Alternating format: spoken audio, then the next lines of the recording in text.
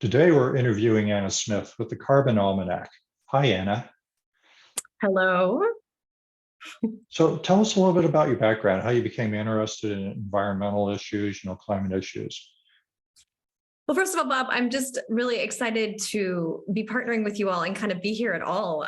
There's a long history, and it's kind of, I feel like it's beginning in this moment of us talking and kind of a new set of things, new partnerships. So I wanted to start with that note of appreciation.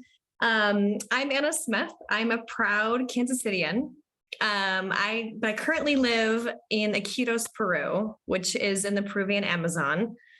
And I've been here for about 6 years. My professional work, has been helping governments prevent cancer, both cervical and breast cancer, and HIV, COVID, and other infectious diseases, including malaria. So my personal life has been really public health oriented. But I have this sort of new developing kind of sense of a personal mission and sense of, probably more than anything, personal responsibility to be engaging on topics related to climate. Obviously, we can draw really clear parallels between climate and health and public health, which is what many people argue is everything. Public health can be everything, but climate is a huge part of our understanding. Of my kind of reference point in terms of future vulnerabilities and current vulnerabilities all throughout the world, especially where I live, but really everywhere, distributed really unequally. So that's a little bit about my current work. My involvement with the Carbon Almanac actually started earlier this year. We are a volunteer collective. So we're not a formal nonprofit, but a group of volunteers who got together late last year and co-wrote a manual on climate change filled with facts. The idea is just to help people have a very non-politicized, very user-friendly tool to start talking. So, and we understand that that's a whole discourse, but basically the group was created for that. And I joined the group this past year to kind of help extend their work in Latin America, which is a passion of mine in Spanish. So my specific contribution, I can talk more about the Carbon Almanac, has been we actually are going to be distributing this book. We'd love for folks to check it out. We have all these wonderful resources, but we're going to be doing it in Spanish and for free all throughout Spain and Latin America. We're creating a version of the book in Spanish and for Spain and for Latin America. So the whole purpose is to have everybody kind of throughout the world talking without one specific answer. And really, we are not doomsdayers. We believe that there's still things we can do. We need to be moving forward and taking action. And the best way to do that is to talk and connect with people like you and all of your wonderful partners who we're excited to be working with as well. So you bring a really unique skill set to the climate issues. I mean, as a health professional, a career of health professional, I'm sure that you're looking at the climate impacts on health, and I hear people talking about zoonotic diseases, the novel viruses coming from habitat destruction, all those things. The COVID pandemic that allegedly came from a bat through an intermediary host to humans. I mean, is that something you were aware of all the time, or is that something that has just recently gotten on your radar? So you make a great point. And I think our exposure to different kinds of viruses comes from the fact that we're actually continuing to push our way further into these forests and into these unexplored regions. And we're really opening up ourselves to a wide array of risk that we wouldn't if we could leave places kind of as they are without some of the exploitation. And that's a nuanced topic, but it is something that I've personally connected recently with my climate world and my public health world. And I think it's a really important connection to be making. So yeah, it's actually not what I came into, but it's one of those things you find along the way that makes your whole professional reality connect. Yeah, I think the pandemic, other passion and interest. Absolutely. The pandemic kind of hit us all in the face and changed the way we're not only working. I mean, here we are on Zoom, you in Peru, and on an island in the Pacific at the moment. But here we are changing our work, but also changing the way we look at nature and climate. I'm not sure personally. I took it as personally in my own health, thinking about, our exposure based on, virgin, exploring kind of virgin territory.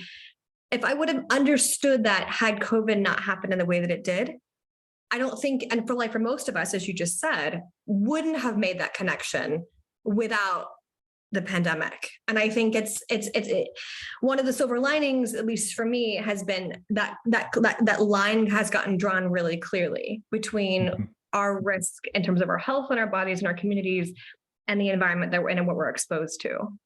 You also mentioned surveying. I mean, you're based in Peru and you're surveying people that are more at risk, which brings up the questions of, climate equity, environmental justice, those kind of things. You want to touch on those? Sure. So I live in Iquitos, which is people say is the largest city in the world, not accessible by car. We're like the largest city in the Peruvian Amazon, and in a place highly at risk, mostly because of the level of poverty that we are. We're one of the most impoverished regions of the entire country of Peru, and really of the whole Amazonian region. We have enormous vulnerabilities. The population here was one of the hardest hit from the COVID pandemic, and we have huge public health issues across the board, which is a lot part of my other work in infectious disease and so forth.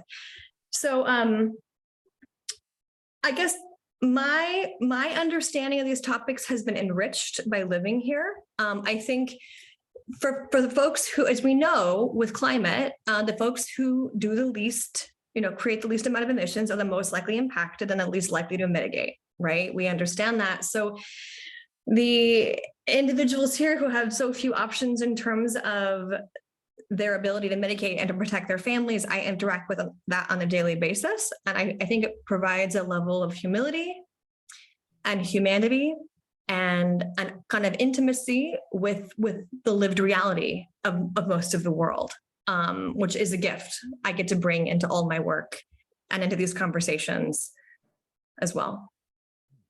So let's jump back to the Carbon Almanac. And you said you're part of a group. You're working on a Spanish version. I assume there's an English version. This is a worldwide. I mean, you said people contributed. People from how far? I think I don't know how many countries. I've heard up to maybe 50 countries, if I have it right. We had over 300 volunteers who actually wrote the book itself, from a huge wide array of countries. And then the book has actually now been made available and has been bestsellers in a bunch of different languages, including in Chinese and Mandarin and in Korean, in Italian. Greek is coming out next year. We have Spanish. And then we have a children's book, which is, I think, available now in over 15 languages.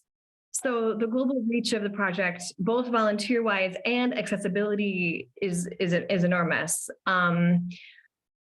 I think part of what has enriched the project as well, like I've said in my own life, has just been this ability to interact. I'm getting just out of the US headspace. I'm from the US, it's very easy to only think about impacts in one place. And I think part of the gift of the Almanac is the global network, which continues. And the fact that when you're talking about not just carbon, but ecosystems, plastic, ecological restoration, there's a whole wide world out there of ways it needs to be thought about and adjusted. There's not just one narrative.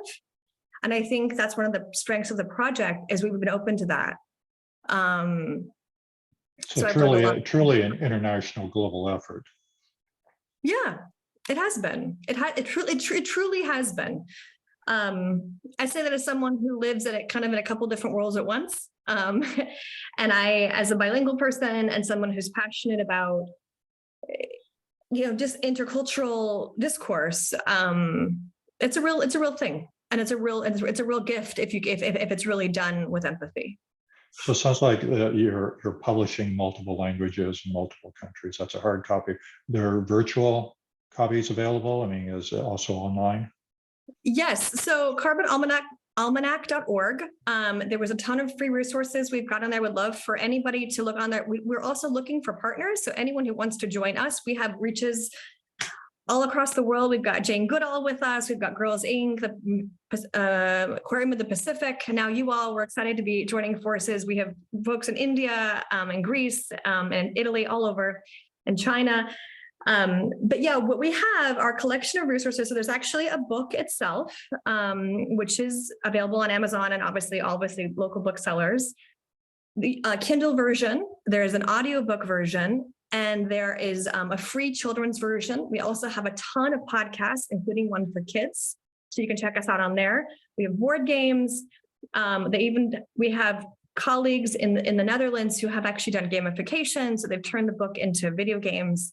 And we have a daily email, which is a wonderful way of taking something. I think the big purpose of it is taking something that can feel so scary and making it something that people can really chew and swallow every day. Almanacs were created that way. They're kind of random collections of information that you can just sort of read a little bit at a time.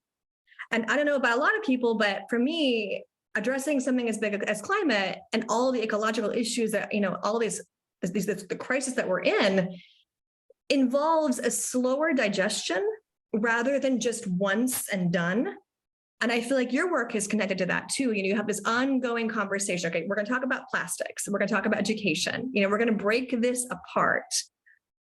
So we share that same methodology, which is really a wonderful thing to be partnering in. It is. And I think the Almanac is a wonderful accomplishment and also an amazing opportunity going forward for just continual expansion and knowledge. So what are your plans for the future going forward, either yourself and or the Almanac? Where do you see this thing going? So right now for example, there's a Czech version coming out of the Almanac next year. We have purchased, we're a pretty creative bunch. There's a lot of artists involved in our group. We actually bought our own rights. The book was published by Simon & Schuster, Penguin Random House, Penguin Random House. And we actually had to buy our own rights. And so my work this upcoming year is we're going to be slowly distributing the book for free in Spanish. We have a team of translators, volunteers, who are doing that. And we're going to slowly release it throughout Latin America and Spain. And we also have other resources. Oh, I forgot to mention Educator's Guide, wonderful free online, take a look. We're going to have that available in Spanish coming out as well. So our work and really to kind of get the languages piece done and then get the distribution going. I think and to plan to continue to expand our partnerships as well. Part of what I want to do for anybody watching this is if you people want to get connected to each other, we're also a resource for that global community. So reach out to us. We'd love to help support you, and becoming a partner of ours as well is a great way of doing that. Well, thank you, Anna, for joining us today. Yeah, thank you, Bob.